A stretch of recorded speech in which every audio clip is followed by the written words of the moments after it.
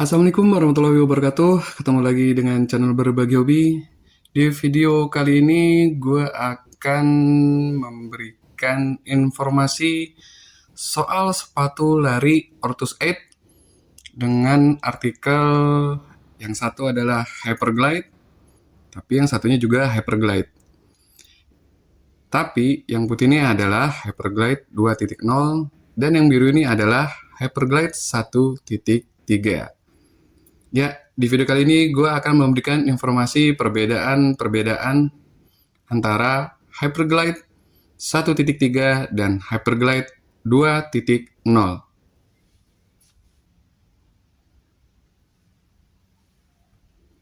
Oke, mohon supportnya untuk channel ini dengan cara like and subscribe. Buat yang udah support channel ini, gue ucapin terima kasih banyak. Semoga segala urusannya diberi kelancaran. Oke, kita lanjut aja soal sepatu Hyperglide 1.3 dan Hyperglide 2.0. Untuk desainnya secara keseluruhan ya, ini Hyperglide 2.0 adalah refreshment dari 1.3 atau Hyperglide generasi yang 1 gitu ya. Ini Hyperglide generasi 2. Terlihat secara bentuk beda banget gitu ya.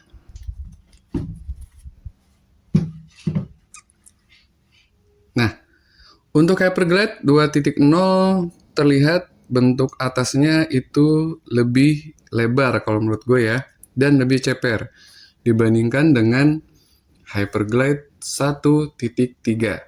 Kemudian juga di bagian uppernya ini meshnya, lubang-lubang ventilasinya juga beda banget dengan si 1.3. Ini dengan lubang-lubang ventilasi yang cukup banyak dan juga dia modelnya lebar-lebar ya, atau manjang-manjang ya, bentuknya seperti ini. Sedangkan di 1.3 dia bentuknya lubang-lubang kecil yang seperti titik-titik dari depan dan ke samping. Terus dia ada tambahan TPU tipis ya untuk memperkuat bagian uppernya si 1.3. Secara overall untuk desain gue nggak ada masalah untuk si 1.3. Tapi kalau untuk yang 2.0 gue agak kurang suka untuk coraknya. Ya, terutama di bagian ini ya.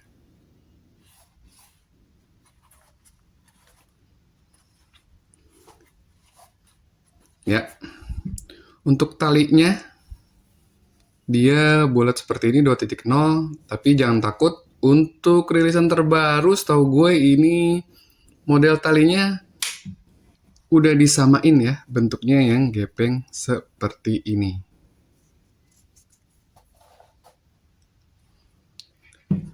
Untuk beratnya Hyperglide 1.3 dan 2.0 ini itu nggak beda jauh.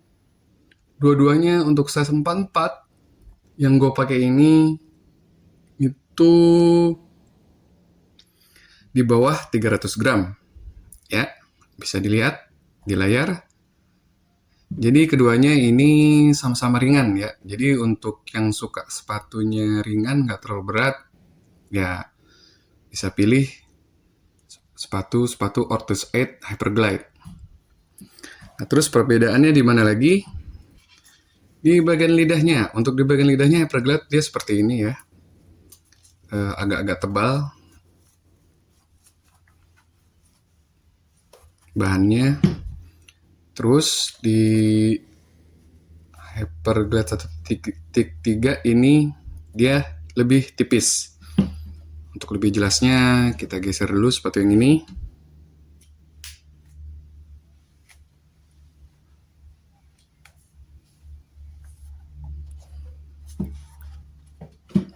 Ya, bisa dilihat lebih jelas untuk lidah si Hyperglide 2.0 seperti ini.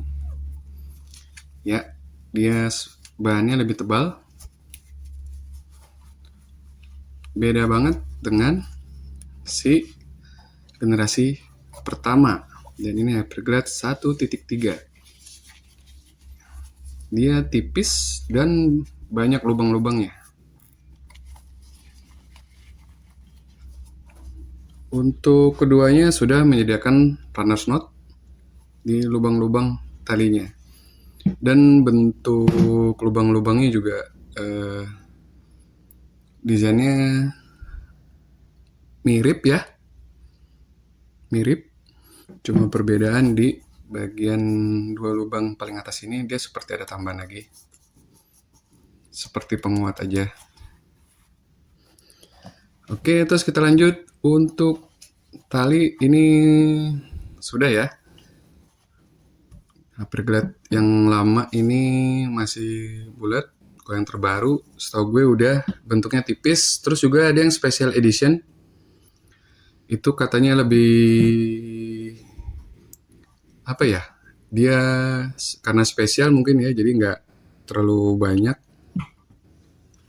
Dan katanya dengar-dengar udah langka juga gitu ya di pasaran, nggak tahu juga gue. Nah, untuk insole ini sama ya, jadi nggak ada perbedaan. Gue udah buka, gue udah bongkar, nggak ada perbedaan. Dari segala upper gue lebih suka di Hyperglide 2.0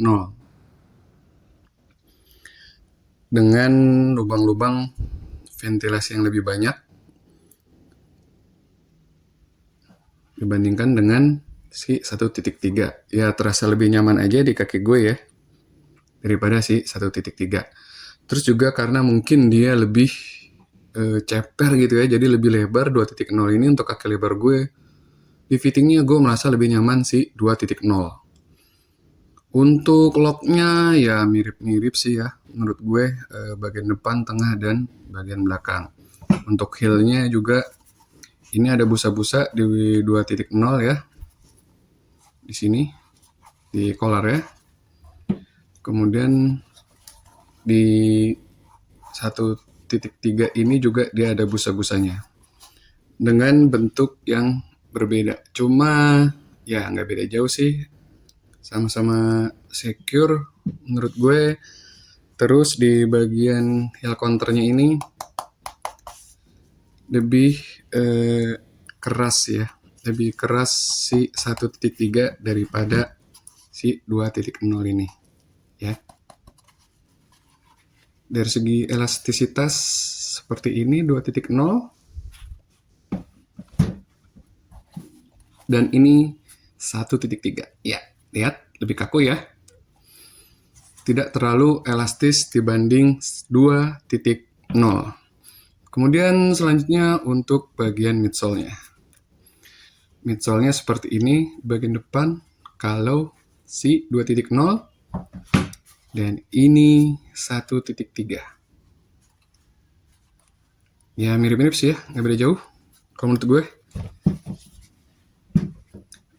Bentuk midsole-nya pun dia beda banget antara generasi 1 dan generasi 2. Dan mungkin kalau stacknya sih nggak beda jauh ya. Cuma karena si 2.0 ini terlihat lebih ceper dibandingkan 1.3. Untuk bagian outsole-nya berbeda. Ya, ini 2.0 dan ini 1.3. Ya, kalau dilihat di sini kenapa si 2.0 ini kotor banget gitu ya, terlihat banget pemakaiannya dibandingkan 1.3. Nah, ini gue ceritain alasannya kenapa. Ya, jadi alasannya itu adalah dari segi midsole-nya 1.3 dan 2.0. Kalau di kaki gue lebih nyaman untuk midsole di 2.0 gitu ya. Walaupun si 2.0 ini terasa banget ground contact-nya gitu ya. Dia bentuknya ceper. Untuk kaki-kaki yang punggung kakinya itu gede gitu ya, tinggi. Gue rasa dia harus cobain dulu ya di toko kalau bisa. Takutnya nggak nyaman ya untuk bagian sininya karena lebih ceper. Terus untuk di bagian sininya, bagian depannya itu gue lebih nyaman juga sih 2.0, kayak lebih roomy ya. Dia lebih ceper, lebih lebar, dan berasa lebih roomy dibandingkan si 1.3. Padahal dulu awal-awal ini gue downsize, dia size 43. Tapi sekarang gue size 44, baru bisa agak nyaman dibandingkan yang dulu gitu ya. Jadi ini size sama 44. Untuk bagian depannya juga masih sisa standar ya, tapi ya gue lebih nyaman di 2.0 untuk fittingnya. Untuk lockingnya nggak beda jauh.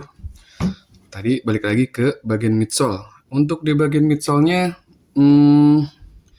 entah kenapa gue ngerasa si 1.3 ini dia terasa lebih kaku gitu ya, lebih rigid atau lebih firm gitu dari si 2.0 ya.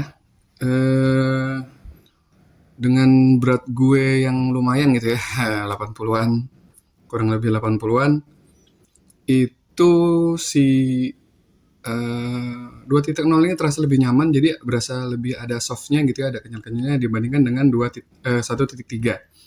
Walaupun dia berasa banget ground contact-nya, jadi agak berkurang banget soal softnya di bagian midsole. Jadi gue kalau ground contact itu ya itu kayak berasa banget gitu ya, kayak deket banget sama lintasan. Ya tapi tetap gue lebih nyaman pakai si 2.0 ini secara keseluruhan ya, nggak cuma bagian midsole-nya aja. Ya jadi ini berasa lebih kaku gitu ya, entah mungkin dia harus nunggu dulu gitu, harus break in gitu mungkin ya, gue nggak tahu juga. Karena nih gue pakai nggak lama gitu ya, karena gue merasa kurang nyaman, akhirnya gue lebih milih sering pakai yang 2.0 gitu ya. Nah untuk penggunaannya ya gue merasa sih ini bisa untuk daily trainer ya 2.0 ini, karena sering gue pakai untuk speed juga, untuk yang suka speed, latihan speed ini juga bisa. Ini juga sebenarnya bisa juga ya untuk daily trainer, kalau untuk yang cocok ya. Kalau gue kebetulan kurang cocok gitu ya untuk daily trainer pakai sepatu ini, karena lebih ke midsole-nya tadi gitu ya. Untuk recovery juga kurang. Untuk yang ini juga kalau di gue 2.0 ini juga agak kurang ya untuk recovery. Jadi masih bisa lah untuk daily training. Untuk long run gue juga pakai ya. Kalau di gue ya, di kaki gue sih biasa-biasa aja. Kebantu dengan ringannya sepatu ini buat kita ngelangkahin kaki ke depan gitu ya. Untuk bentuk midsole-nya ini nggak kurang membantu juga gitu ya pergerakannya, terus energi returnnya juga nggak terlalu berasa di kaki gue. Cuma emang kebantu dari segi bobot sepatunya. Si 1,3 ini juga sebenarnya dia ringan gitu ya, ringan. Untuk yang buat speed juga dia masih bisa nih sebenarnya. Cuma ya gue masih kurang nyaman aja gitu ya, karena buat yang suka midsole agak empuk-empuk itu ya gue merasa ini 1.3 ini kurang cocok buat gue. Oke, segitu aja video gue kali ini. Semoga bermanfaat untuk perbandingan Hyperglide 1.3 dan 2.0. Ya, untuk sekarang 2.0 udah ada rilisan terbarunya, jadi bisa pilih untuk yang baru aja sih gue saranin. Dan jangan lupa kalau bisa fitting di tokonya. Oke, terima kasih yang udah nonton. Tunggu video-video gue selanjutnya. Wassalamualaikum warahmatullahi wabarakatuh.